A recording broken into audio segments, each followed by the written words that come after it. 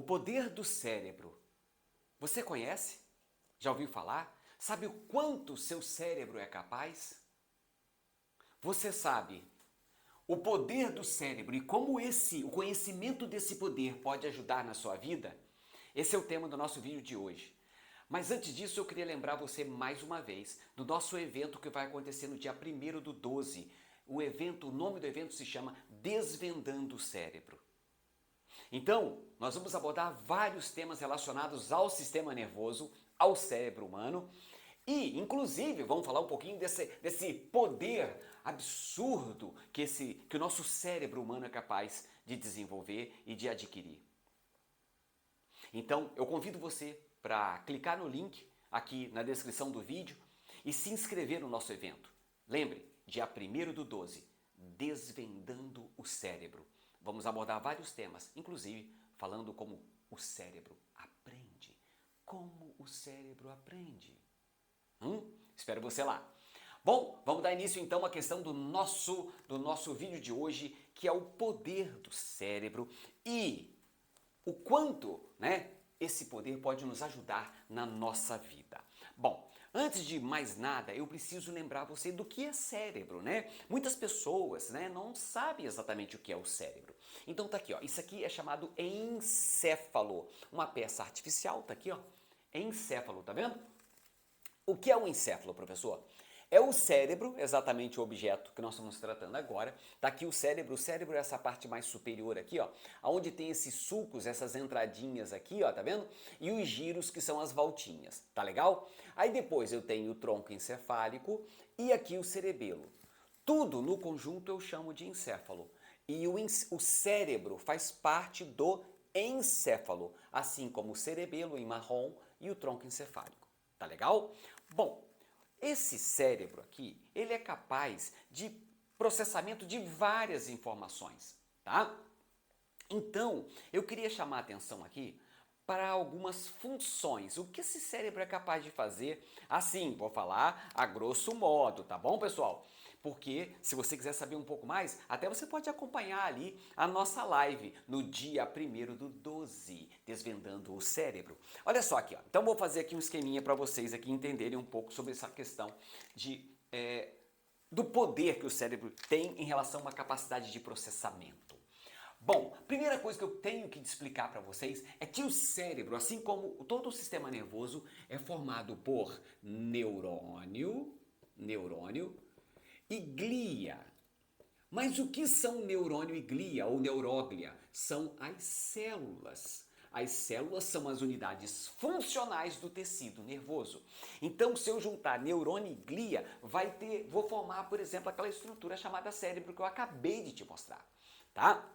Nós sabemos que neurônio, nós temos aproximadamente, vou botar aqui em números, para você depois entender a capacidade de processamento, tá? Os neurônios, vou botar aqui, neurônio, eu tenho cerca de 86 bilhões de neurônios. 86 bilhões. De células gliais ou da glia, eu tenho aproximadamente esse 86 vezes 9. Então eu tenho mais células da glia do que neurônio. Agora entenda que cada neurônio, aqui eu vou fazer um neurônio clássico, olha aqui, ó, neurônio clássico. Tá aqui o neurônio clássico, esse aqui é um neurônio chamado multipolar e tal. Aqui, ó, ele tem suas partes. Eu tenho aqui, por exemplo, o dendrito, que são esses prolongamentos aqui, ó. Eu tenho o soma pericárdio ou corpo, e tenho esse prolongamento que é o axônio. Os neurônios, eles são especializados em gerar e conduzir o que nós chamamos de potencial de ação. E aí eles geram esse potencial de ação para fazer comunicação entre outros neurônios, entre neurônio e músculo, entre neurônio e glândula, enfim. Eles, por exemplo, podem fazer o que nós chamamos de sinapse. Olha só, um neurônio se comunica com o outro. Olha aqui, ó. Esse neurônio vai se comunicar com esse através do que nós chamamos de sinapse, que é a comunicação entre neurônio. Tem vários tipos de sinapse. Essa é uma sinapse química, onde nós usamos uma substância química chamada neurotransmissor, tá? Para fazer a comunicação desse primeiro neurônio com esse segundo neurônio e tal. Se você quiser se aprofundar um pouco, nós temos vários vídeos que explicam sinapse no nosso canal, tá? Bom, esse neurônio, ele tem ele é capaz, vamos dizer assim, aqui tá vendo que ele está se comunicando com um neurônio, mas ele pode se comunicar com até 10 mil neurônios. Eles podem fazer até 10 mil sinapses, melhor dizendo. Ou seja, ele pode se comunicar com 10 mil pessoas ali, ou conexões ao mesmo tempo. Então o cara já em capacidade de processamento, eu estou falando de uma célula. Imagina você no meio de vamos botar aqui, um estádio de futebol, tem 10 mil pessoas ali no campo, 10 mil pessoas e tal, e você está lá no meio, você está na linha, na marca ali do centro do gramado, ali, você está ali, e aí o que acontece? Você vai aqui, ó, se comunicar ao mesmo tempo com essas 10 mil pessoas. Entendeu? Ao mesmo tempo, você vai estar trocando informação com elas. Entendeu isso? Deixa eu ver se está ligado. Está ligado. Com essas 10 mil pessoas, então, você já vê aí a capacidade de processamento. Agora você multiplica essas 10 mil vezes 86 bilhões. Então, aí já dá uma amostra mais ou menos da capacidade de processamento que o seu cérebro tem. É coisa arada. Aí você pega isso e as células da glia que vão dar todo um suporte para o neurônio. Não é tão simples assim. Não é jamais, jamais. Mas não posso me aprofundar agora nesse momento, porque não é o tema, senão daqui a pouco você já está querendo sair. Fica aí mais um pouquinho para você entender essa questão do processamento, tá? Então, só para explicar que neurônio e glia trabalham juntos para aumentar a sua capacidade cognitiva, para gerar capacidade cognitiva, percepção do mundo e tal. Deixa eu explicar. Agora eu vou fazer um esquema. Olha aqui, ó. Ó. Pronto. Isso aqui é tentativa, ficou meio pontiagudo aqui, pá. Isso aqui é um cérebro. Vou te mostrar daqui a pouco para você lembrar aqui. Aqui tem um tronco encefálico e aqui um cerebelo, que foi aquilo que eu mostrei para vocês agora há pouquinho. Ó aqui, ó, vou mostrar para você, ó. Vou pegar aqui, calma, já tô aqui. Olha só, tá aqui, ó. Ó. Então, isso que você está vendo no desenho que eu fiz no quadro é a mesma coisa aqui, ó. Tá? Então eu tenho aqui o cérebro, aqui eu tenho o cerebelo e aqui eu tenho o tronco encefálico. Nosso objeto de estudo é esse. Então o cérebro, o cerebelo e o tronco encefálico é formado por células, que são neurônio e glia. À medida que eles se agrupam, se juntam, eles formam estrutura, como por exemplo, tá aqui a estrutura cerebral, tá? E aí eu fiz um esquema aqui. Então, por exemplo, isso aqui é o seu cérebro, aqui o cerebelo e aqui o tronco encefálico. O seu cérebro ele é formado por células, neurônio e glia.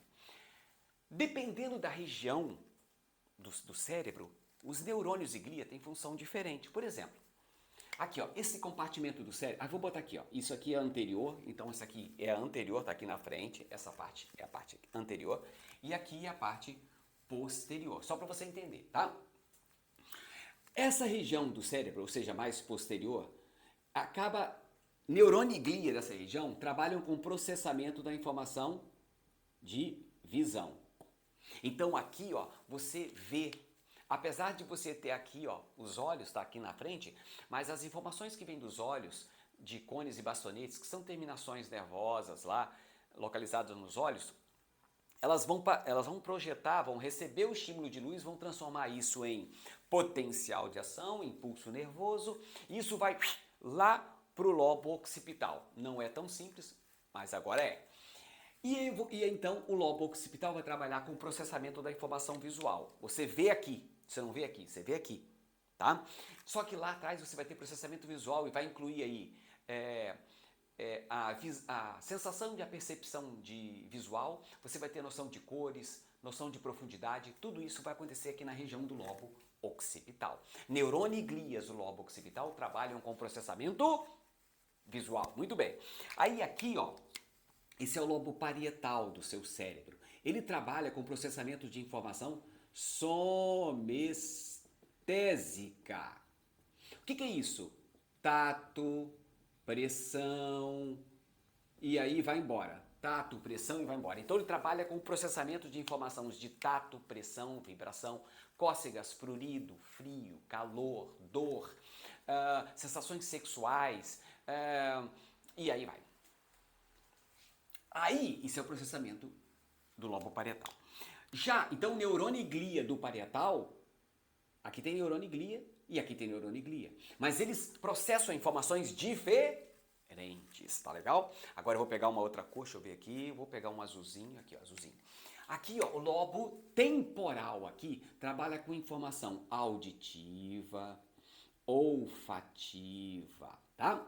Então, neurônio e glia do lobo temporal trabalha com o processamento de outras informações sensoriais, tá bom?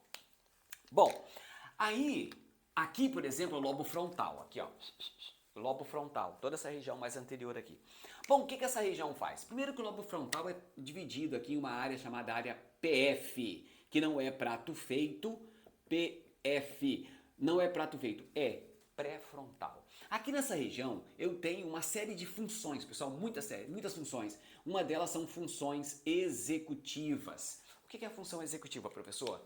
Memória de trabalho, flexibilidade cognitiva, controle inibitório. Olha como é social isso, ó. Controle inibitório. Eu não posso fazer tudo o que eu quero. Eu tenho que me conter. Às vezes eu estou vivendo com outras pessoas ou convivendo com outras crianças e eu tenho que aprender que nem tudo é do meu jeitinho. Isso é um pouco de controle inibitório. Flexibilidade cognitiva. Eu tenho que ser flexível no que diz respeito ao contexto. Às vezes eu estou fazendo uma coisa de um jeito, mas alguém dá uma ideia ou quer mudar. Eu não quero, agora não é mais essa atividade, é uma outra atividade. Eu tenho que me adaptar e me encaixando dentro desse contexto. Isso é ser flexível no aspecto cognitivo. Isso são funções executivas. Isso acontece aqui, ó, no córtex pré-frontal. Tá? Aqui acontece também, aqui na frente, tomada de decisão, avaliação de aspecto moral. Aqui tem muita relação com atenção. Você que é aluno, você que é professor, tem muito de atenção relacionado ao lobo frontal. Tá bom? Enfim, algumas funções do lobo frontal. Tomada de decisão, avaliação de aspecto moral, funções executivas, atenção. Aqui, motricidade, ou seja, movimento. Aqui vai ter, no hemisfério cerebral esquerdo, vai ter relação com a fala, com a expressão da fala. Tudo lobo frontal. Tem uma coisa legal aqui também, o planejamento. Sabe o fato de você se planejar no futuro? Você falar assim, ó, eu tenho que fazer isso, eu tenho que estudar, sei lá, 5 anos, para daqui a 5 anos eu me formar e fazer tal coisa. Esses planejamentos, essa organização, isso é aqui também no lobo frontal. Tá legal? Só para você entender. É só isso, professor? Não é só isso. Mas isso também. Então isso é só para te dar uma noção dessa capacidade, o poder que o cérebro tem.